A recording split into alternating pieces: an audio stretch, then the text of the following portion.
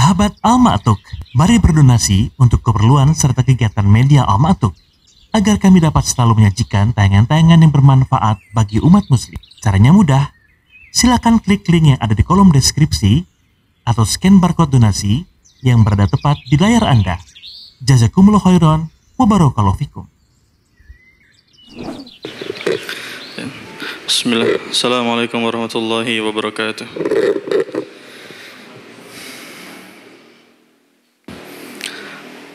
Innal hamdalillah nahmaduhu wa nasta'inuhu wa nastaghfiruh wa na'udzu billahi min shururi anfusina wa min sayyiati a'malina. May yahdihillahu fala mudilla lahu wa may yudlil fala hadiya lahu. Asyhadu an la ilaha illallah wahdahu la syarika lahu wa asyhadu anna Muhammadan 'abduhu wa rasuluh la nabiyya ba'da amma ba'd. Ma'asyiral muslimin, jamaah salat zuhur yang semoga senantiasa dirahmati oleh Allah Subhanahu wa taala.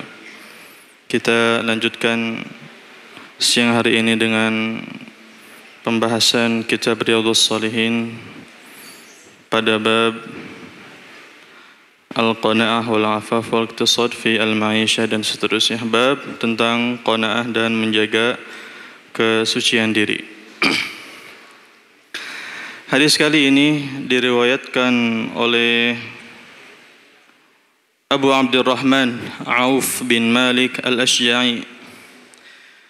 Sahabat ini bercerita, beliau mengatakan, kunna 'inda Rasulillah sallallahu alaihi wasallam 9 atau 8 atau 7. Kami pernah bersama Rasulullah sallallahu alaihi wasallam 9 orang atau 8 atau 7 orang.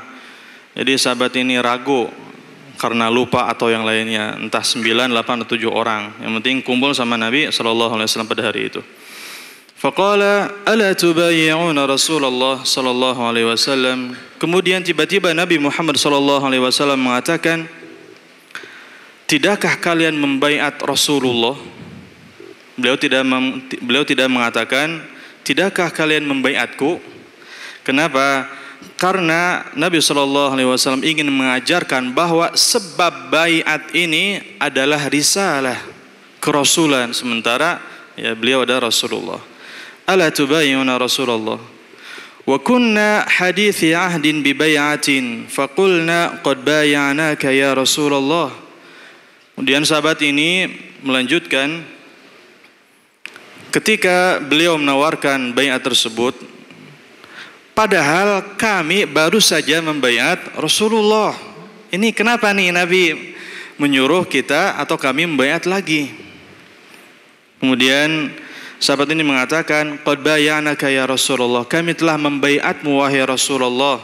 Khawatir Nabi lupa nih, atau sebagai penegasan, kami sudah membaiatmu wahai Rasulullah. Takkid. Thumma qala ala tubayyi'una Rasulullah. Kemudian Nabi mengatakan hal yang sama 2 kali.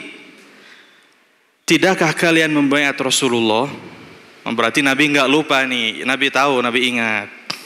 Fabasatna aydiyana, kemudian kami membentangkan tangan kami. Wa qulna qad bay'anaka fa'ala ma nubayyi'uka. Kami telah membaiatmu wahai Rasulullah, sekarang kami membaiat atas hal apa nih? Qala ala an ta'budullaha wa la tusyriku bihi syai'a.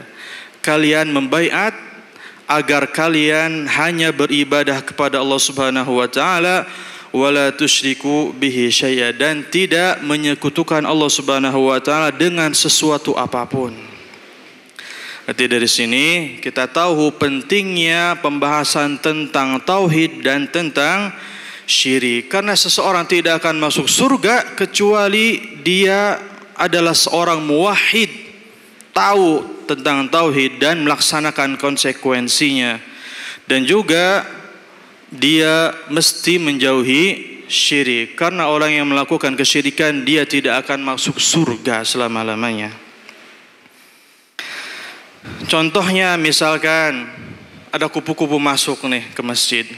Kemudian kita nyeletuk, wah kayaknya nih Syekh Al-Ma'tuk bentar lagi datang nih ke Al-Ma'tuk bawa sembako misalkan. Ini nggak boleh, ini keyakinan khurafat, syirik. Kenapa? Karena tidak ada hubungannya, kaitannya antara kupu-kupu dengan Syekh Al-Ma'tuk. Beda halnya dengan sekarang mendung nih. Wah, kayaknya bentar lagi hujan. Kayaknya sebentar lagi hujan.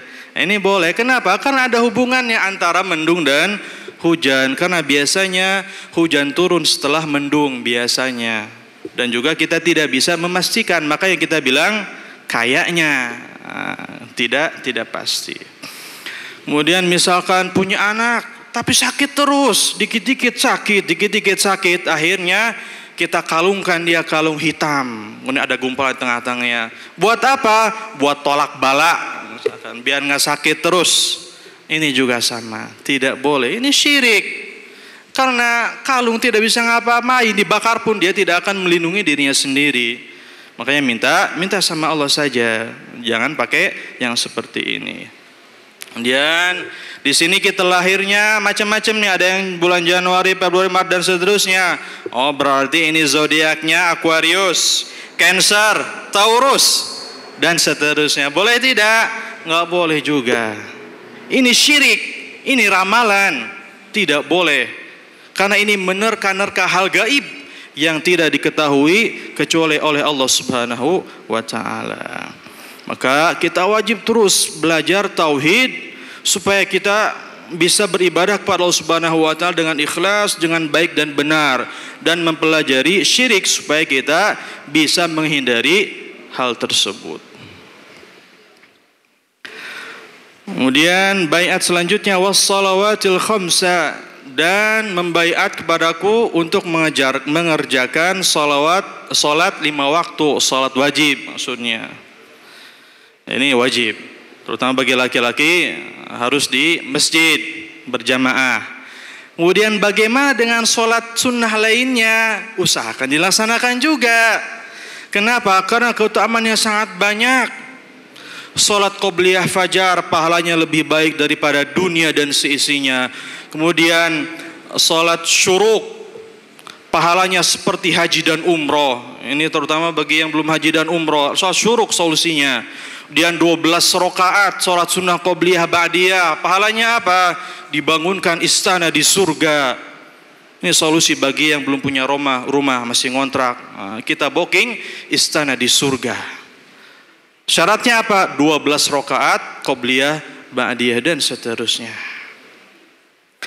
Wa tuti'ullaha, dan menaati Allah, berarti yang Allah wajibkan berarti kita laksanakan, yang Allah larang kita jauhi.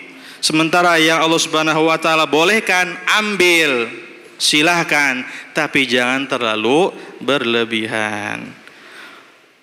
Wa asarra kalimatan khafifatan wa la tas'alun nasa syai'a. Kemudian Rasulullah sallallahu alaihi wasallam membisikkan kalimat, yaitu jangan kalian minta-minta sama manusia.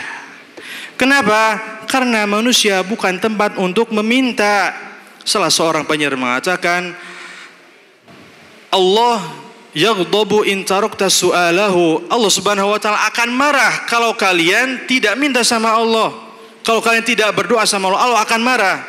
Wa bunayya Adam in sa'altahu yaghdab. Sementara manusia kalau kamu minta dia akan marah. Mungkin sekali dua kali kita minta, oke, fine, gak apa-apa. Tapi seterusnya kita minta terus sama dia, dia akan marah. Berbeda dengan Allah Subhanahu wa taala. Semakin kita sering berdoa sama Allah, semakin Allah Subhanahu wa taala senang, cinta sama kita. Karena itu adalah ibadah. Jadi jangan minta sama orang. Kalau memang gak butuh-butuh amat, masih bisa hidup, gak usah minta-minta. Solusinya kerja, cari nafkah buat diri sendiri dan juga keluarga yang menjadi tanggungan kita. Dapat gaji sedikit, alhamdulillah. Banyak, alhamdulillah. Bisa makan 3 kali sehari, alhamdulillah. Sehari cuma sekali, alhamdulillah. Yang tadinya dapat misalkan jatah lauk makan 3 kali sehari tanpa syarat, tapi sekarang ada syaratnya. Kemudian kita tidak bisa memenuhi syaratnya, berarti nggak usah ambil. Khawatir yang kita makan ayam rica-rica, tahu-taunya jadi ayam berapi-api, kan ngeri. Kenapa? Karena tidak bisa memenuhi syaratnya. Insya Allah pendapatan kita masih bisa cukup untuk membeli lauk dan seterusnya, walaupun mungkin tidak terlalu mewah. Alhamdulillah ala kulli hal. Faqad ra'aitu ba'da ulaika an-nafar yasqutu sautu ahadihim fama yas'alu ahadan an yunawilahu iyyahu. Sungguh aku telah melihat beberapa di antara mereka yang melaksanakan baiat ini kepada Rasulullah. Mereka sedang menaiki kendaraan kuda atau unta dan yang lainnya, kemudian pecut mereka jatuh, namun mereka tidak minta kepada orang lain agar diambilkan pecutnya kemudian diberikan kepada dia. Ini menunjukkan bahwa mereka sangat tawakal kepada Allah Subhanahu wa Ta'ala, tidak minta bantuan selama mereka masih bisa melakukannya dengan sendiri. Ini yang bisa disampaikan. Semoga Allah Subhanahu wa Ta'ala menjadikan kita sebagai hamba-hamba yang tawakal, qanaah, menerima, bersabar atas semua yang diberikan oleh Allah Subhanahu wa Ta'ala kepada kita dan tidak mengeluh. Sallallahu ala nabiyyina Muhammad wa ala alihi washabihi wasallam. Subhanakallahumma wa bihamdika asyhadu an la ilaha illa anta astaghfiruka wa atubu ilaik. Assalamualaikum warahmatullahi wabarakatuh. Sahabat Al Ma'tuk, mari berdonasi untuk keperluan serta kegiatan media Al Ma'tuk agar kami dapat selalu menyajikan tayangan-tayangan yang bermanfaat bagi umat muslim. Caranya mudah. Silakan klik link yang ada di kolom deskripsi atau scan barcode donasi yang berada tepat di layar Anda. Jazakumullah khairan wa barakallahu fikum.